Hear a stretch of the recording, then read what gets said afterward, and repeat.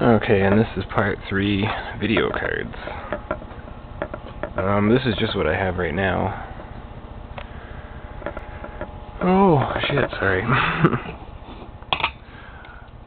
Obviously, in my 6 to 7 years of experience with, working at a computer shop, I've worked with thousands and owned quite a few video cards. Well, not thousands, but I've built quite a few systems. Sold quite a few video cards. Okay, so here's some of the cards. I'll start off with the smallest, I guess. This is the old, I just like this one because it's a classic, old GeForce 4 Ti 4600 with a socket 7 cooler on it and an old GeForce 4 cooler clipped to the back. The memory's been done. There's one of the power chips that's been done. There's another one. All the capacitors had to be replaced. I got this card dead from a guy at work. He brought it in his system. You know, he's like, I need this card replaced. And he was going to take it with him. I said, well, I want it. He's like, why? It's dead. I was like, oh, I want it. It's a classic, man. I fucking want it. I'll hang it on my wall. So I think I gave him $5 for it. And yeah, I replaced all the capacitors because they were all burnt, and I did this wire trace here and actually got it working.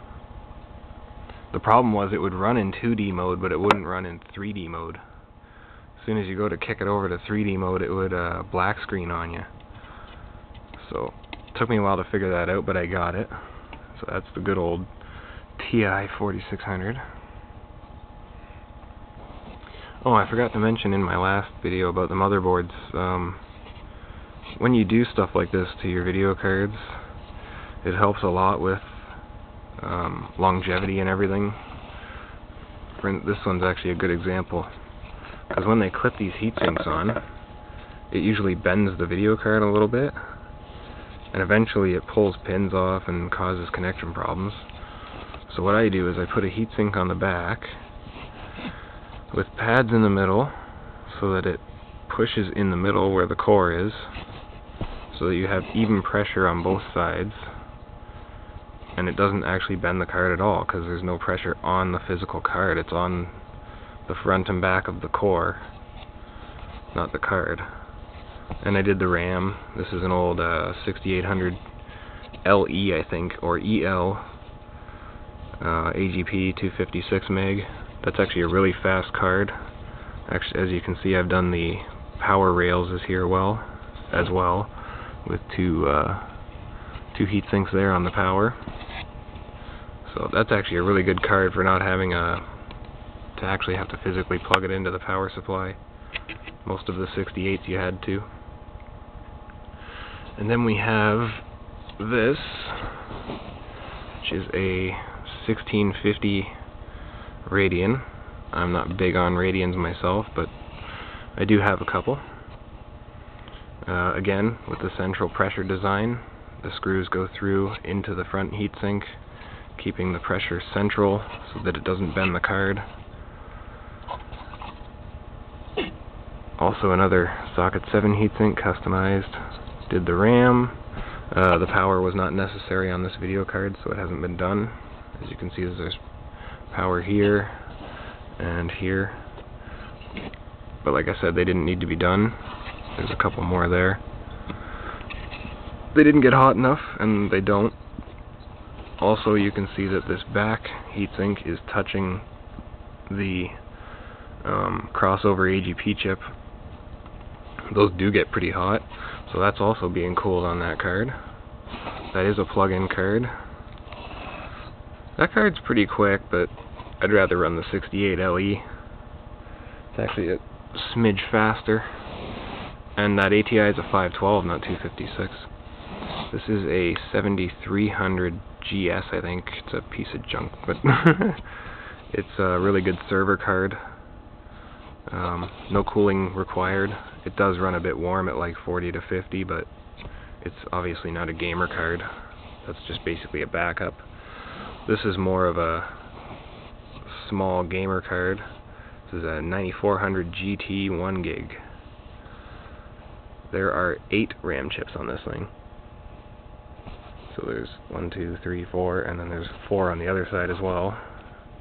So I did all those. This thing gets okay frames, not too shabby. A good low-end gamer card, I'd say. I bought it for $50.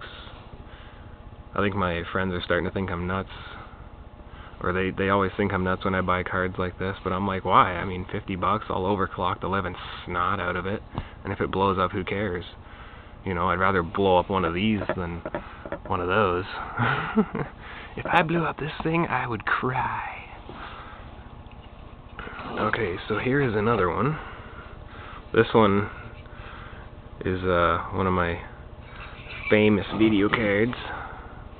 I also still have the record for socket A frequencies, as far as I know. Socket A frequency of 2867 on 3000 plus at minus 25 degrees. Anyway, this, like I said, is a 6800 GS 256 meg PCI. Well, PCI-X. And as you can see, I had to custom solder this big heatsink to a block and then to the stock plate that screws to the video cards. So you actually have to stick the screwdriver through the top of the heatsink. There's a hole there. Down to the screws so you can screw it in. As you can see, there's holes so you can stick the screwdriver through to get it on. And it has a back plate with pressure in the middle. There's one of the... Is that a voltage? Nope, that's a power. Those are 2 power chips. Not sure what they're for, but it is a power circuit for something. So I did that. These power circuits didn't really need doing. The RAM had to be redone because the stock cooler for this card would not fit. And it does not have one of those encoder chips. It's built in, so I didn't have to worry about that. This is actually a very quick card for the for what it is. Yeah, 6800 GS with DDR3 256, and it can keep up with a 7800 and my brother's 7950. This thing will actually keep up in the benchmarks, and then you can overclock it. And last but not least, my stock looking GTX 280 with a thermal sensor going underneath right to the core. The mounts on this have been shaved down so that it sits tighter and level, because when I got it there was a big bow right here in the board, so I straightened it out. Everything's nice and level and touches nice. Put some Arctic Silver on it so it runs a good 15 degrees cooler. And this video card also overclocks nice.